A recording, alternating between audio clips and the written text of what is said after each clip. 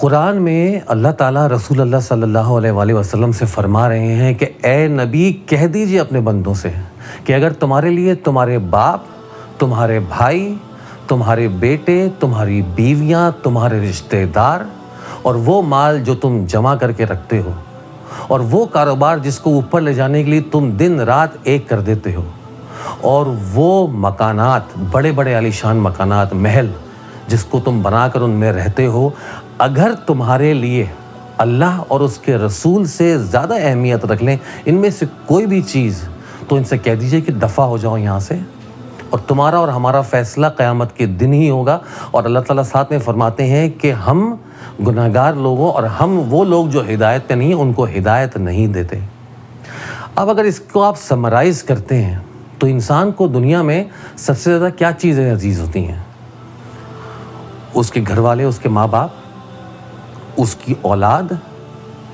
سب سے زیادہ عزیز ہے۔ انسان کی اولاد کے اوپر کوئی بات آ جائے انسان برداشت نہیں کرتا ہے، چاہے کہیں بھی برداشت کر لے گا، اولاد سب سے زیادہ قیمتی چیز ہوتی ہے، اولاد پہ برداشت نہیں کرتا انسان۔ اس کی بیوی اس کی عزت ہوتی ہے، بیوی کے لیے شوہر اس کی عزت ہوتا ہے،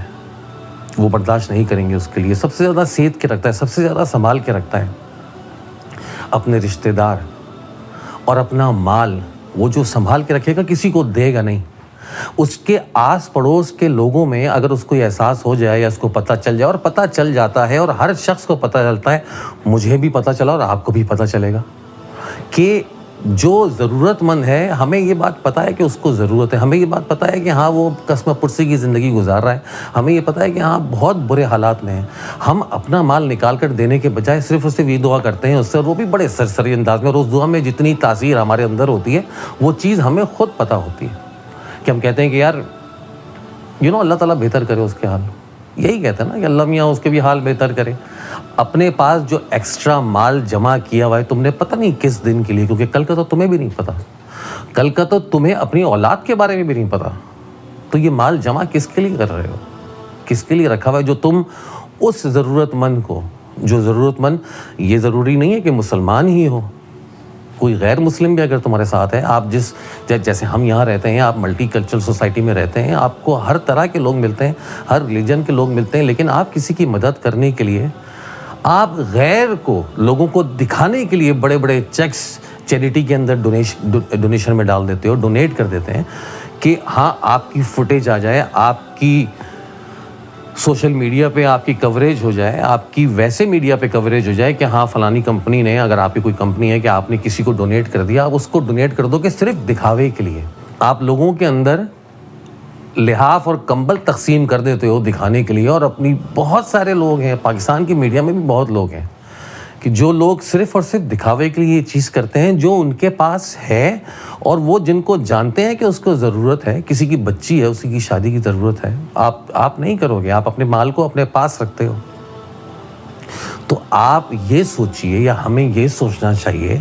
کہ ہم وہ جو اللہ تعالیٰ نے یہ بات قرآن میں رسول اللہ صلی اللہ علیہ وسلم سے کہی ہے،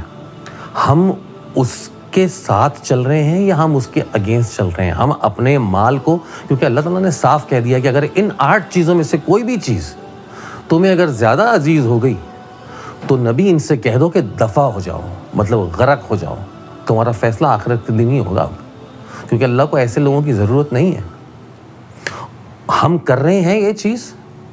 تو اس کا مطلب ہے کہ ہم ڈائریکٹ اللہ سے جنگ کا اعلان کر رہے ہیں کہ ہاں اللہ نے لکھ دیا تو لکھ دیا۔ پہلی چیز تو یہ کہ ہمیں اس چیز کے بارے میں کوئی فکر ہی نہیں ہے کہ ہم اس کتاب کے اندر جا کر سمجھ بھی لیں، صرف پڑھنے کے علاوہ ہمیں اس سے کوئی سروکار نہیں ہے، پہلی چیز تو یہ۔ دوسری چیز، اگر ہم سمجھ بھی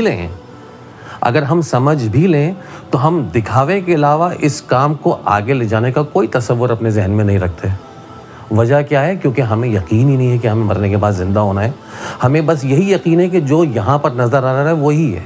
ہمارا یہیں پر نام ہو جائے وہ اچھا ہے، یہیں پر ہمارے بڑی جے ہو جائے وہ اچھا ہے، یہیں پہ لوگ ہمیں جان لیں کہ ہاں فلانا بہت زیادہ ڈونیشن کرتا ہے، بہت زیادہ ڈونیٹ کرتا ہے، فلانے نے کمبل بانٹ دیے، لوگ اس میں 10,000 کامنٹ بھی کر دیتے ہیں، بڑی بڑی اسپیچ لوگ کر لیتے ہیں۔ سوچنا چاہیے کہ کتنی زیادہ امپورٹنس ہے ایک لائن کے اندر جو قرآن میں ہے، اور وہ ہمیں اس وقت تک پتہ نہیں چلے گی جب تک ہم اس کو پڑھیں گے نہیں اپنی زبان کے اندر۔ اپنی زبان میں پڑھیں گے تو ہمیں پتہ چلے گا. یہ تو میں نے آپ کو صرف اور صرف ایک آیت کا حوالہ دیا ہے. میں تو ہر کسی سے یہ ریکویسٹ ہی کر سکتا ہوں, اور میں ریکویسٹ اس لیے کر رہا ہوں کہ جس چیز کی وجہ سے میری زندگی کے اندر بدلاؤ آیا ہے, اور بدلاؤ بھی عام بدلاؤ نہیں, بدلاؤ بھی ایسا جو زمین اور آسمان کے فرق والا بدلاؤ ہے, وہ بدلاؤ باقی اور مسلمان یا باقی اور انسان جتنے بھی دنیا میں ہیں ان کی زندگی میں بھی آ جائے. انشاءاللہ اللہ تعالیٰ سے امید ہے کہ اللہ تعالیٰ ہمیں توفیق دے کہ ہم اس کتاب کو جو اللہ تعالیٰ نے ہمیں دنیا میں رہنے کے طریقے کے اوپر نازل کی ہے,